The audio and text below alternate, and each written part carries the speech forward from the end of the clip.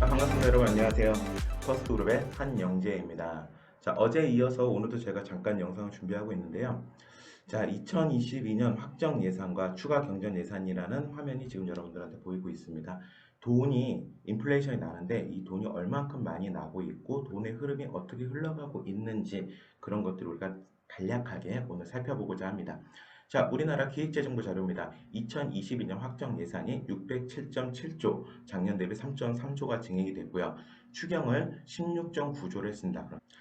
2회, 2차 추가경정 예산안이 36.4조에 지금 제가 화면에 가려서 안 보이는데요.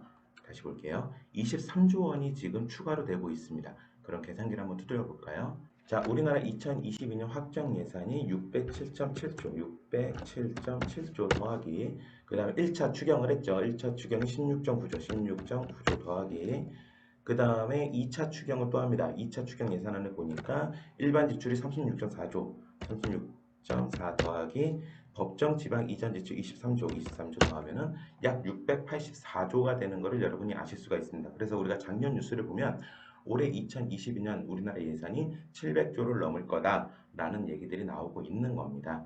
자, 그 다음 보실게요. 그리고 5월 23일 자료입니다. 5월 23일 자료를 보니까 국가 채무가 1026조래요. 그래서 1인당 국가 채무가 1987만 원입니다. 즉 2천만 원이란 얘기죠. 이제 애들이 태어나면요. 신생아가 2천만 원을 이렇게 안고 태어나는 거 빚으로. 가지고 태어나는 게 아니라 빚으로 안고 태어나는 거예요. 이렇게 지금 우리는 국가 채무도 심각하고 국가 예산도 많이 늘어나고 있는 상태입니다. 자, 근데 이거를 또 보니까요. 자, 가계지수 항목별 자료를 봤습니다. 2021년 1사분기 전체 가구입니다. 제가 여기 보면 근로소득, 물론 뭐 재산이 많아서 이자를 받는 분도 있고 사업소득을 하시는 분도 있겠지만 그냥 평균적으로 우리가 일을 해서 버는 돈이 약 363만 9천 원이라고 합니다. 363만 9천 원인데 가계 지출이요 400만 원입니다. 이 자료가 단편적으로 보여주는 게 뭐냐면 제가 이 자료를 봤을 때 느끼는 감정은 뭐였냐면 이제는 일을 해가지고 무언가 가계 지출을 맞추는 데는 월급을 받아서 무언가 가계 지출을 맞춘다? 이제 이 시절은 끝난 것 같아요. 생각을 해볼게요. 인플레이션을 단편적으로 보여준다고 생각이 드는데 어렸을 때 우리 아버지 세대를 보면요. 아버지가 혼자 일을 하셔가지고 어머니는 가정주부고요. 아버님이 혼자 일을 하셔가지고 아들, 딸 다 대학도 보내고 시집장가도 다 보내고 집도 한 채 마련할 수 있었습니다. 성실 근면의 대가죠. 그렇죠? 하지만 지금 시절은 어떻습니까? 맞벌이를 해도 집 한 채 갖기가 어렵고요. 맞벌이를 해서 돈을 평생 하나도 안 쓰고 모아도 집을 갖기가 어렵고요. 대출을 받으면 대출 이자에 허덕여야 되고요. 그러다 보니까 젊은 친구들이 어떻게 하고 있죠? 지금 결혼하지 않습니다. 그렇죠? 결혼하지 않고 애도 낳지 않아요. 뭐 옛날부터 뭐 3포, 4포 이런 얘기는 굉장히 많았잖아요. 실질적으로 일을 해서 뭔가 소득 수준을 맞추는 세대는 끝이 났다. 왜? 인플레이션이 강력하게 일어났기 때문입니다. 여러분 네이버 들어가가지고요. 제가 인플레이션이라고 쳤어요. 인플레이션 쳤더니 기대 인플레이션이 10년 만에 최고치고 어쩌고 저쩌고 굉장히 많은 인플레이션 얘기가 나옵니다. 근데 기대 인플레이션이 10년 만에 3.3%, 9년 7개월 만에 최고다라고 하고 한국은행이 5월 26일 날 기준금리를 올리고 물가 전망을 4%대로 잡았습니다. 근데 여러분들이 피부로 느낄 때는 어떠신가요? 여러분들이 피부로 느낄 때도 4%라고 느끼고 있나요? 그럼 이 자료를 한번 보도록 할게요. 제가 네이버를 잠시 열겠습니다. 자, 여러분 제가 네이버에 와가지고 삼겹살이라는 단어를 쳤습니다. 보시다시피 우리가 일반적으로 많이 먹는 음식이잖아요. 삼겹살을 보니까 구이용 1kg가 34,700원입니다. 그리고 수육용도 34,000원, 500g이 17,600원. 삼겹살 한 근이 2만 원을 돌파한다는 얘기가 농담이 아니에요, 여러분. 자, 그리고 여러분들 식용유 가격도 한번 살펴보도록 하겠습니다. 잠시만요. 여러분 제가 지금 식용유라는 단어를 네이버에 쳤습니다. 근데 뉴스를 보니까요. 치킨집 운영 20년 이래 최악이래요. 제가 이거를 느끼는 게 뭐냐면 제가 가장 많이 먹는 음식이 치킨입니다. 치킨을 정말 좋아하는데요.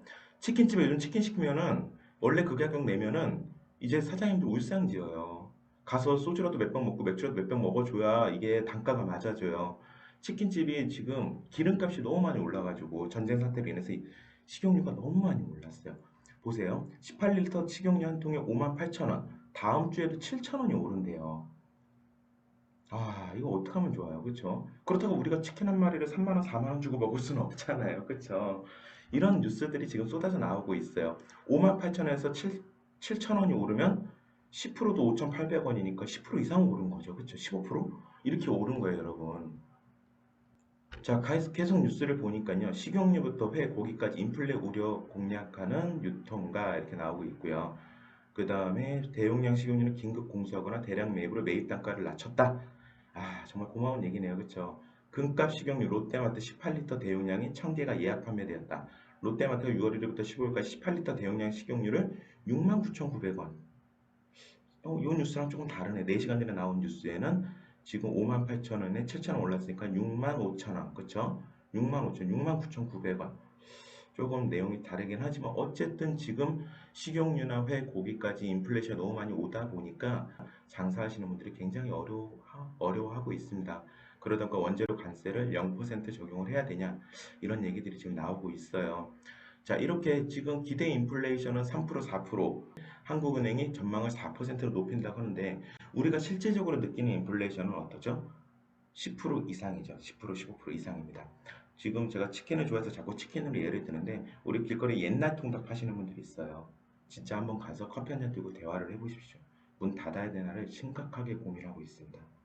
자, 이렇게 인플레이션이 나는 이유가 뭐라고 그랬죠? 물론 뭐 전쟁이나 기타 등등의 이유도 있겠지만 시장에 돈이 너무 많이 풀렸기 때문이에요. 그쵸? 그 이것도 한번 보세요.